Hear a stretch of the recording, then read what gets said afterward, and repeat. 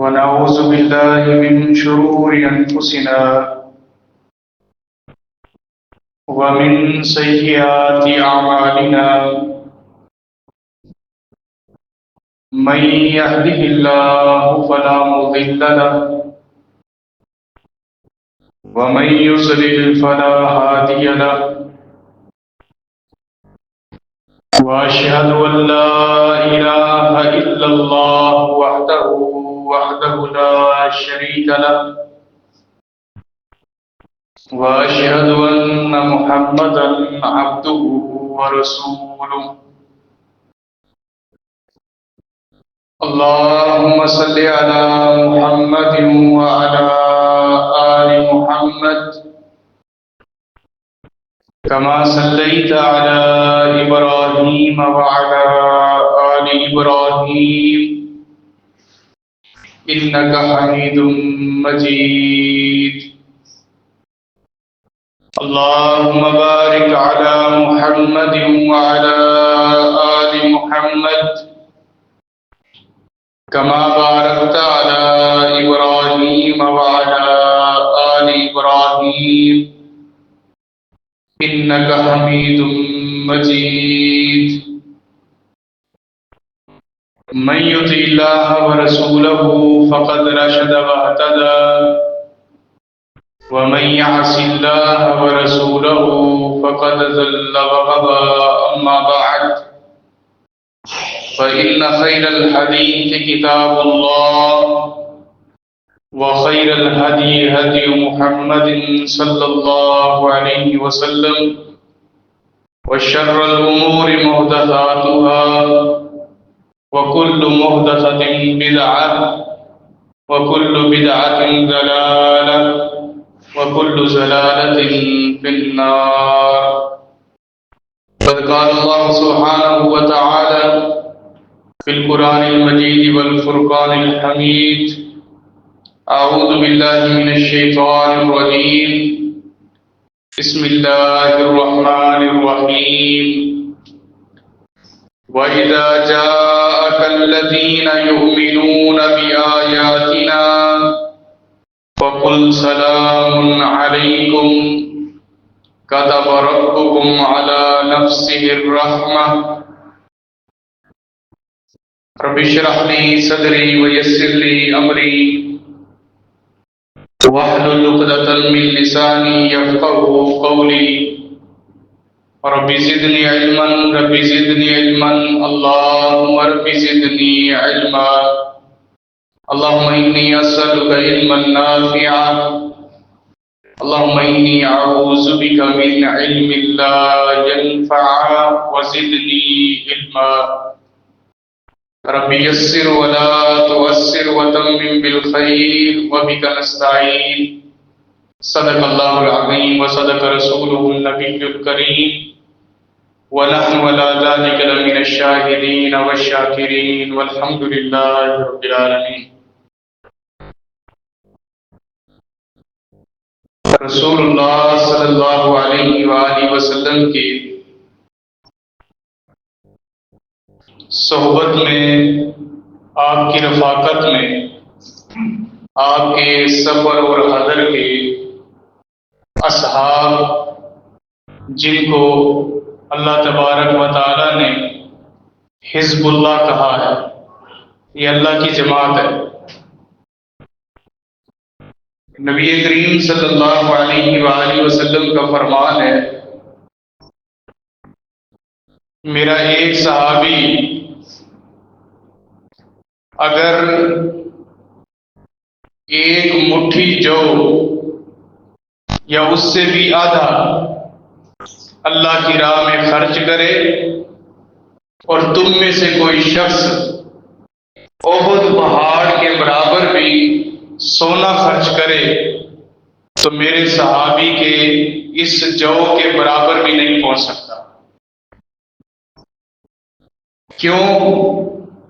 کیونکہ ان صحابہ کو نبی علیہ الصلوۃ والسلام کی صحبت حاصل ہے، نبی علیہ الصلوۃ والسلام کے سفر اور حضر کے یہ ساتھی ہیں، آپ کی عبادات کے یہ گواہ ہیں، آپ علیہ الصلوۃ والسلام پر جان، مال، دولت، تن، من، دھن سب کچھ قربان کرنے والے، اسی لیے اللہ تبارک و تعالیٰ نے تمام لوگوں سے ان کو ممتاز کر دیا۔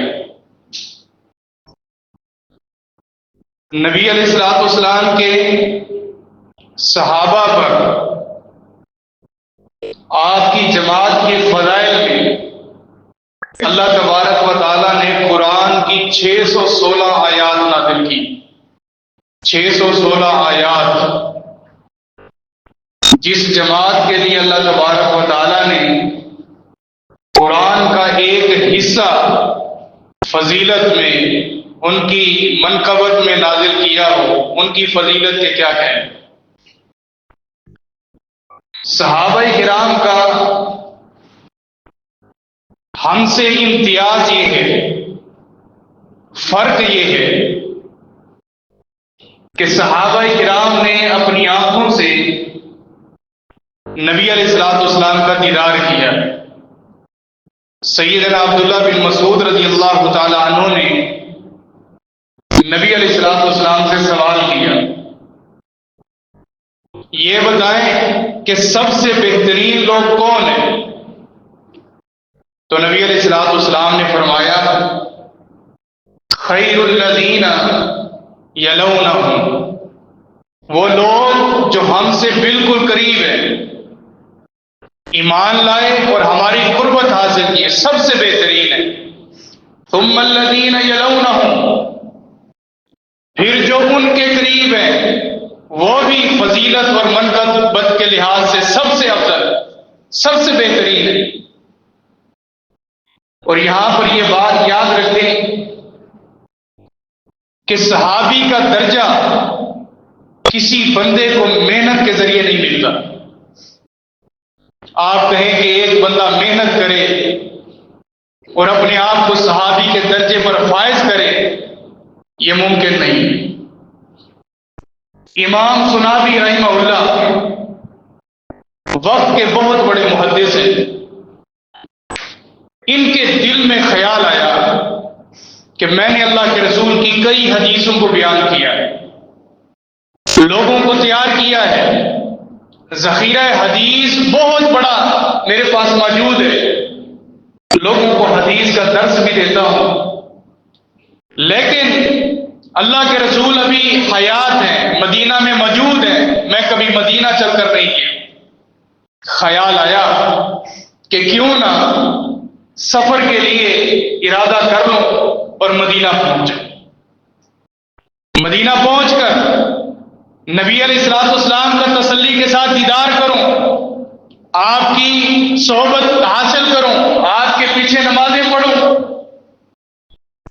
بعینی ہی آنکھوں کے ساتھ اللہ کے نبی کو دیکھ کر آپ کے ہونٹ مبارک سے جو حدیث نکلے وہ آپ سے بغیر کسی واسطے کے لے کر آگے لوگوں کو بیان کروں۔ یہ خیال کیوں آیا؟ حدیث پڑھ چکے تھے، نبی علیہ الصلوۃ والسلام نے فرمایا، جس بندے نے ایمان کی حالت میں مجھے دیکھ لیا یا میری رفاقت حاصل کی، اللہ نے اس کے جسم پر جہنم کی آگ حرام کر دی۔ یہ حدیث سن کر امام سنابی رحمہ اللہ مدینہ کی طرف جا رہے ہیں، چلتے چلتے چلتے چلتے آخرکار مدینہ میں پہنچ گئے۔ مدینہ میں جیسے پہنچے، آگے دیکھا کہ ایک بہت بڑا لشکر، بہت بڑی جماعت مدینہ کی ایک گلی سے اس طرح آ رہی ہے۔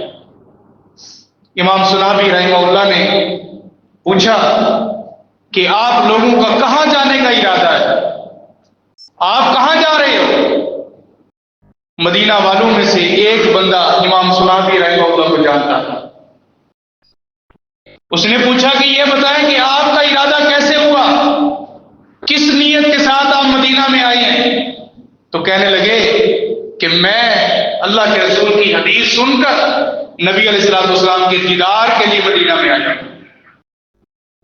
صحابہ کرام اہل مدینہ نگاہیں جھکا کر آگے چل رہے ہیں۔ ایک بندے نے امام سنابی رحمہ اللہ کو پکڑا ہاتھ سے پکڑ کر کہا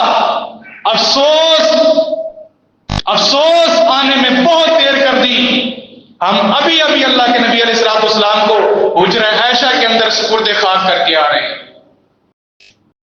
میں نے عرض کی محنت کے ساتھ، شوق کے ساتھ، سفر کرنے کے ساتھ، حدیثیں اکٹھی کرنے کے ساتھ یہ الگ ایک فضیلت ہے، لیکن اپنی محنت کے ذریعے کوئی صحابی بن جائے یہ ممکن نہیں۔ کتنی محنت کی، گھر چھوڑا، بچوں کو چھوڑا، سفر شروع کیا، سفر کی صعوبتیں ہیں، مشکلات ہیں، لیکن اس کے باوجود صحابی کے درجے پر نہیں پہنچ سکتے۔ اللہ کے نبی علیہ الصلوۃ والسلام کو ابھی حجرہ عائشہ کے اندر سلا کر آ گئے۔ یہ محنت کے ساتھ نہیں ملتا، ذالک فضل اللہ یؤتی من یشاء، یہ اللہ تبارک و تعالیٰ کا فضل ہے، جس کو عطا کرنا چاہے عطا کرتے۔ دوسری بات، اگر کسی صحابی سے جانے انجانے میں، چاہتے ہوئے یا نہ چاہتے ہوئے غلطی بھی ہو جائے، صحابی سے غلطی بھی ہو جائے، تو تب بھی صحابہ کرام جنتی، اللہ تبارک و تعالیٰ نے تب بھی ان کو معاف کر دی۔ صحیح مسلم کی روایت ہے، نبی کریم صلی اللہ علیہ وآلہ وسلم نے سیدنا عمر رضی اللہ تعالیٰ عنہ کو حکم دیا، مجھے علم ہوا ہے کہ ہم میں سے کسی ایک بندے نے مکہ کی طرف اپنے خاندان کی طرف ایک چٹ لکھ کر بھیجی ہے، ذرا خبر گیری کرو یہ معاملہ کیسا ہے اور کس نے یہ چٹ بھیجی ہے۔ حضرت عمر رضی اللہ تعالیٰ عنہ نے معاملے کا جائزہ لیا اور ایک ایک بندے سے پتہ کیا تو وہ چٹ مل گئی۔ جب چٹ ملی تو چٹ سیدنا حاتم بن ابی بلتع رضی اللہ تعالیٰ عنہ کی طرف سے، اور انہوں نے اپنے خاندان کی طرف لکھی تھی، جو ان کا پورا خاندان مکہ کے اندر تھا اور سیدنا حاتم رضی اللہ تعالیٰ عنہ مدینہ کے اندر تھے۔ آپ نے وہ چٹ لی اور نبی علیہ السلام کے پاس پہنچے، اللہ کے رسول یہ حاتب ہے، یہ ہمارا ساتھی ہے، اس نے یہ چٹ بھیجی ہے اپنے خاندان کی طرف۔ نبی علیہ السلام نے وہ چٹ کو کھولا، اس کو پڑھا، پڑھنے کے بعد حاتب کو بلایا رضی اللہ تعالیٰ عنہ، سیدنا حاتب رضی اللہ تعالیٰ عنہ آ گئے۔ آپ نے پوچھا حاتب کیا معاملہ ہے، کیوں یہ چٹ لکھی؟ اللہ کے رسول میرا خاندان وہاں پر موجود ہے، میں تو ان کو دین کی طرف دعوت دے رہا تھا کہ اللہ کے رسول کے لشکر آنے سے پہلے پہلے، آپ علیہ السلام کے جہاد کے لیے تیار ہونے سے پہلے پہلے تم اسلام لے آؤ، ورنہ اگر جو مکہ کے اندر حشر ہوگا تمہارا، وہ تمہیں کوئی بھی نہیں بچا سکتا۔ میں تو خیر خواہی کے لیے بھیجی۔ نبی علیہ السلام نے، یہ ابھی گفتگو چل رہی ہے، سیدنا عمر رضی اللہ تعالیٰ نے عرض کی اللہ کے رسول دعنی ان اقتلہ، مجھے چھوڑ دے، مجھے اجازت دے، میں حاتب بن ابی بلتع کی گردن اڑا دوں۔ انہوں نے یہ خط کیوں لکھا، میں ان کی گردن اڑا دوں۔ تو نبی علیہ السلام نے کیا فرمایا، دعہ انہ من اہل بدر، اے عمر اپنی تلوار کو ننگا نہ کر، بلکہ چھوڑ دے، تجھے پتہ نہیں ہے کہ حاتب وہ ہے جس نے بدر کے اندر شرکت کی ہے، اور بدر والے وہ ہیں جن کو اللہ نے چھان کر کہا تھا قد غفرت لکم، آج کے بعد کوئی نیکی نہ کرو، تب بھی میں نے تمہاری زندگی کے سارے گناہوں کو معاف کر دیا۔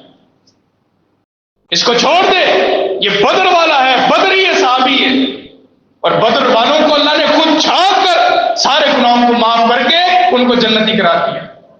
میں نے عرض کی کہ اگر صحابی غلطی بھی کرے تو تب بھی وہ جنتی ہے۔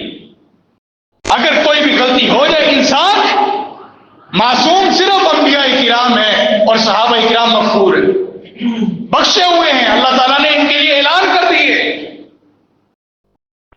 دوسرے نمبر پر، اگر کوئی صحابی کسی صحابی کی تنقید کرے، کوئی صحابی کسی صحابی کے بارے میں کوئی تبصرہ کرے، کوئی صحابی کسی صحابی کے بارے میں کوئی بات کرے جو نازیبا ہو، جو برداشت نہ ہو، اللہ کو یہ بھی برداشت نہیں۔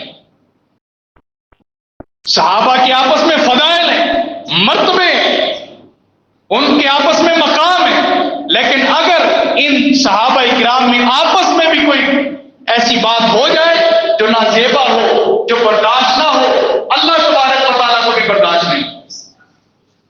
پھر اللہ تبارک و تعالیٰ قانون تبدیل کر دیتا ہے۔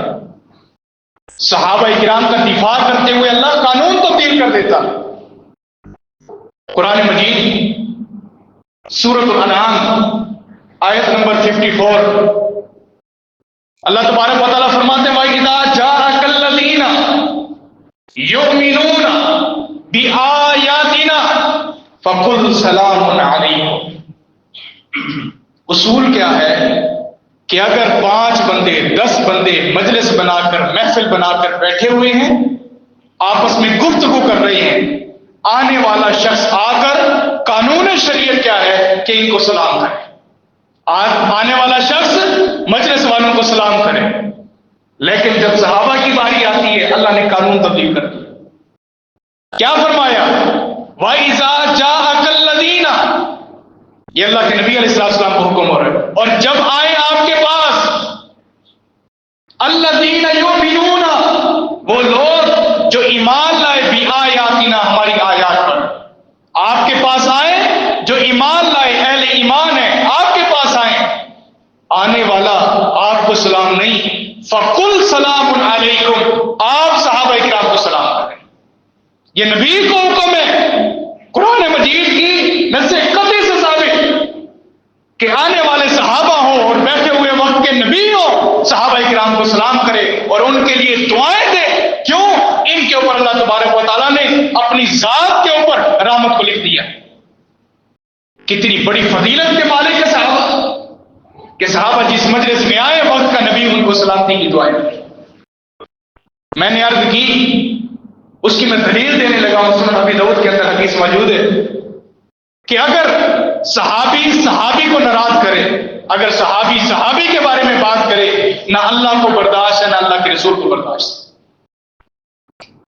ایک شخص اللہ کے رسول کے پاس آیا، طاہرنی یا رسول اللہ صلی اللہ علیہ وسلم، مجھے پاک کر دیں، مجھے پاک کر دیجئے۔ نبی علیہ السلام نے اس کی طرف دیکھا، نوجوان ہے، خوب روح اور خوبصورت چہرے والا۔ اللہ کے رسول نے اس کی طرف دیکھا، پھر خاموش ہو گئے۔ پھر اس نے عرض کی، طاہرنی یا رسول اللہ صلی اللہ علیہ وآلہ وسلم، مجھے بات کی تھی، مجھ سے گناہ ہوا۔ کیا گناہ ہوا؟ زنا کر بیٹھا، بدکاری کر بیٹھا، مجھے پاک کر دیجیے۔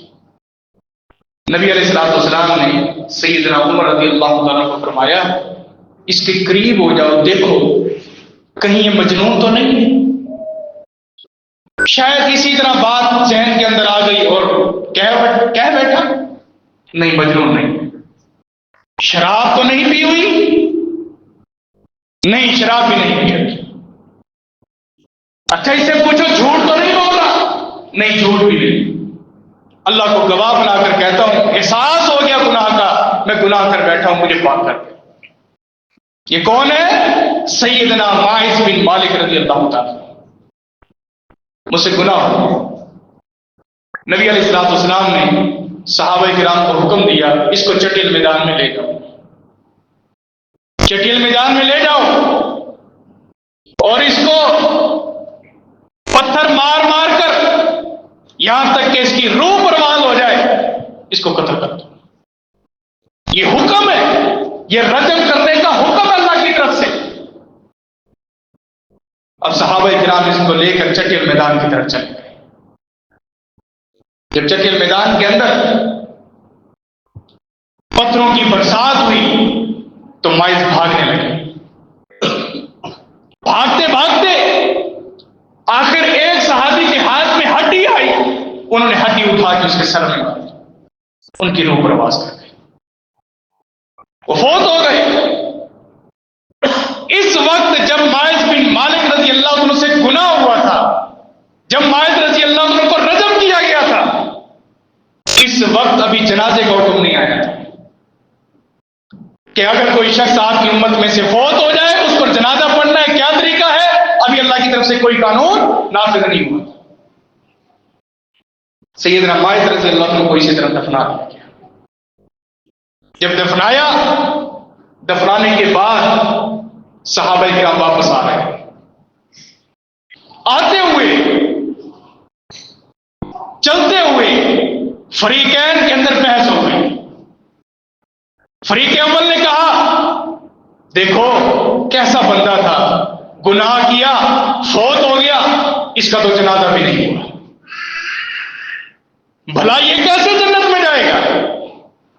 ایک گروہ کا یہ موقف، دوسرے کا نہیں گناہ ہو گیا، اعتراف کر لیا، اللہ سے توبہ کر لی ہے، رجم ہو گیا، سزا بھگت لی ہے، اب تو سیدھا جنت میں جائے گا۔ دونوں آپس میں بحث کر رہے ہیں۔ نبی علیہ السلام آگے آگے جا رہے ہیں، دونوں کی باتیں سن رہی ہیں۔ نبی علیہ السلام جب آپ علیہ السلام سے برداشت نہ ہوا تو نبی علیہ السلام دل ہی دل میں اللہ سے دعائیں کر رہے کہ اللہ میرے ماعز کے لیے کوئی ایسا رستہ کھول دے جس سے یہ مسئلہ واضح ہو جائے کہ سیدنا ماعز بن مالک رضی اللہ عنہ جنت میں جا چکے ہیں۔ نبی علیہ السلام نے آسمان کی طرف نگاہ اٹھائی، کچھ دیر آپ نے توقف کیا، ٹھہرے، خاموشی اختیار کی، آسمان کی طرف دیکھ کر نیچے آپ نے نگاہیں جھکائی اور دونوں فریقین کو سامنے کیا اور کہا کہ تم میں سے ایک گروہ یہ کہہ رہا تھا کہ ماعز کا جنازہ نہیں ہوا، یہ جنت میں نہیں جائے گا، تم میں سے ایک گروہ یہ کہہ رہا تھا کہ اس نے توبہ کر لی ہے، سزا بھگت لی ہے، جنت میں جائے گا۔ سن لو، میں نے ابھی آسمان کے دروازے میرے لیے کھول دیے گئے، اللہ نے مجھے دکھایا ماعز بن مالک رضی اللہ تعالیٰ عنہ جنت کی نہر کے اندر گوتے لگا رہے ہیں۔ اللہ کو اتنا بھی برداشت نہیں ہے کہ صحابی کے بارے میں اس کی وفات کے بعد تبصرہ کرے، تو اللہ تبارک و تعالیٰ نے قانون تبدیل کر دیا۔ حالانکہ جنت دیکھنا مرنے کے بعد ہے، جنت کے نظارے مرنے کے بعد ہوں گے، لیکن اللہ تبارک و تعالیٰ نے ماعز کو دنیا کے اندر ہی اللہ کے نبی کو دکھا دیا کہ آپ کا ماعز بن مالک رضی اللہ عنہ یہ جنت کے اندر گوتے لگا رہے ہیں۔ صحابی پر بھی تبصرہ کرے، نہ اللہ کو برداشت ہے، اللہ کے رسول کو برداشت۔ اسی طرح وہ عورت اللہ کے رسول کے پاس آئی، صحابیہ، گناہ ہو گیا، گناہ کر بیٹھی، صحابہ اکرام نے اس کو بھی رجم کیا، اس کی چھاتی تک زمین میں گاڑ دیا اور اوپر سے پتھروں کی برسات کر۔ جب پتھر لگے، ایک پتھر اس کی کن پٹی میں لگا اور وہاں سے خون کے فوارے نکلے، خون کے فوارے ایسے نکلے کہ خون کا ایک قطرہ سیدنا خالد بن ولید رضی اللہ عنہ کے کپڑوں پر پڑ گیا۔ خالد بن ولید رضی اللہ عنہ نے کیا فرمایا؟ بدکارا، زانیہ عورت کا گندا خون میرے کپڑوں پر پڑ گیا۔ اللہ کے رسول سن رہے ہیں۔ نبی علیہ السلام نے فرمایا خالد، تو نے جو جملہ یہ کہا ہے سن لے، لقد تابت توبۃ لو قسمت اہل الدنیا لتابها۔ اللہ اکبر۔ اے خالد، تو نے جو یہ جملہ اس عورت کے لیے کہا ہے، اس نے اللہ سے ایسی توبہ کی ہے سچی پکی، اگر وہ توبہ پوری دنیا کے گنہگاروں پر تقسیم کر دی جائے تو اللہ تبارک و تعالیٰ پوری دنیا کے گنہگاروں کو معاف کر دے گا۔ صحابیہ کے بارے میں بھی اگر کسی صحابی نے کوئی لفظ کہے تو اللہ کے رسول کو یہ بھی برداشت ہے۔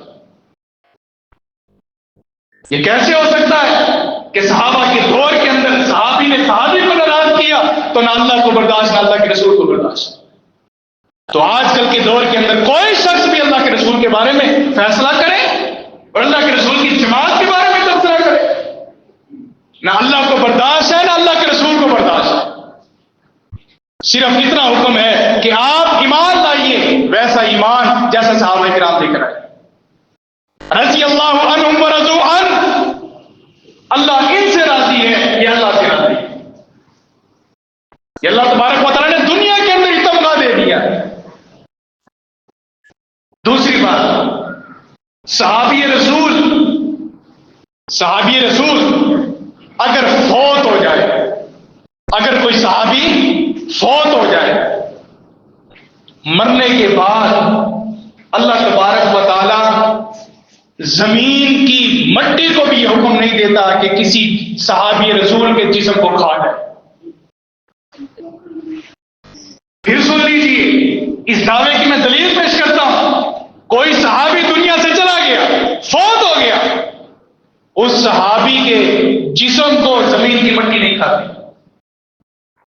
یہ اللہ کے رسول اور انبیاء کرام کے لیے بھی تمغہ ہے کہ انبیاء کرام کے جسم کو بھی مٹی نہیں کھاتی اور صحابہ کرام کے جسم کو بھی مٹی نہیں کھاتی۔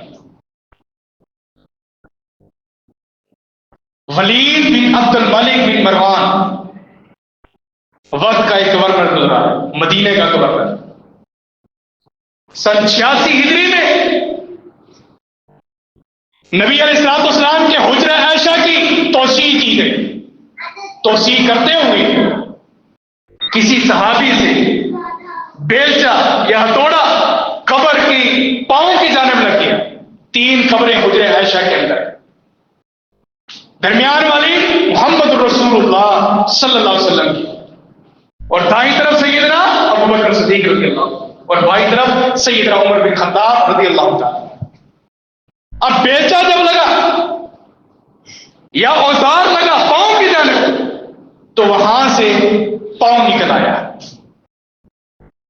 بالکل حشاش بشاش، اس طرح لگتا تھا کہ گویا کہ آج ہی ان کو دفن کر کے گئی۔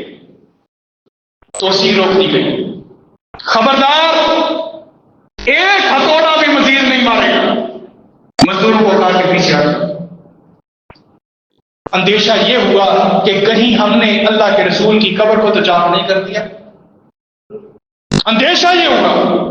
اور یہ روایت سے بخاری کتاب الجنائز کے اندر جب یہ اندیشہ ہوا، اس وقت کے کچھ صحابہ کرام نے بیٹھ کر باتیں کی، اچانک عروہ بن زبیر رضی اللہ تعالیٰ کا آنا ہوا۔ عروہ بن زبیر رضی اللہ تعالیٰ تشریف لائے، آ کر کہا کہ کیا ہوا؟ سب لوگوں کے چہرے مرجھائے ہوئے لگتے ہیں، خیریت تو ہے، کیا ہوا؟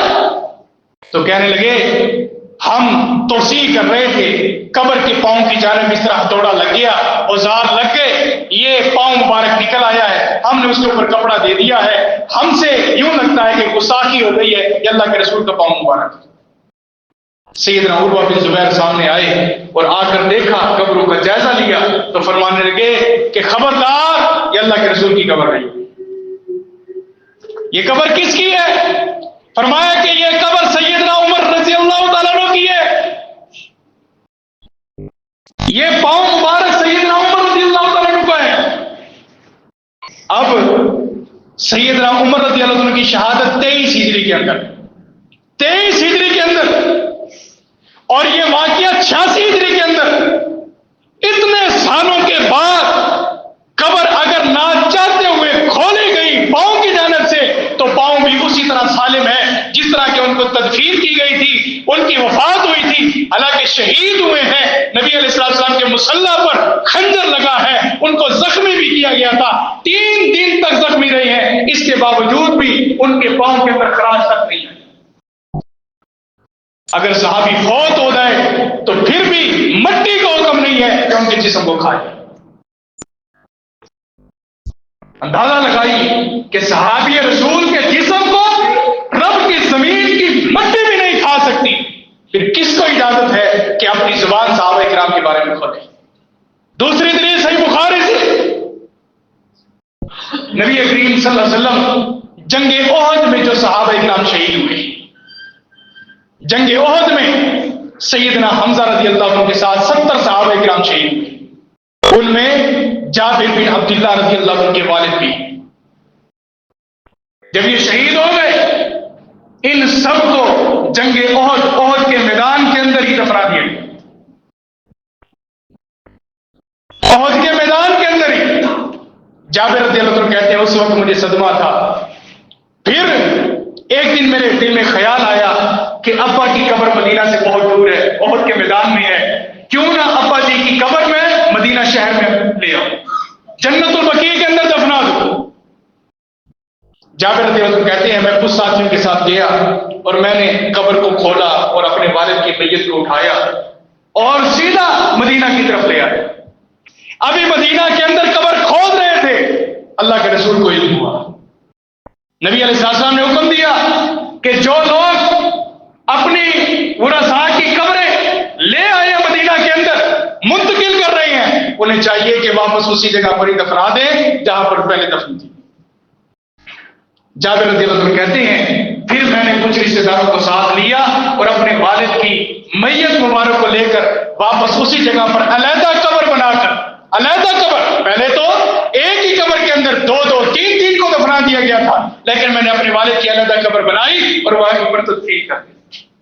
جابر کہتے ہیں میرے والد جب زخمی ہوئے تھے ان کے جسم پر زخم لگا تھا، ان کے جسم پر، اور میرے والد اپنا ہاتھ اپنے جسم پر جہاں پر زخم لگا تھا وہاں پر رکھے ہوئے تھے اور اسی طرح فوت ہو گئے تھے، شہید ہو گئے تھے. اور جب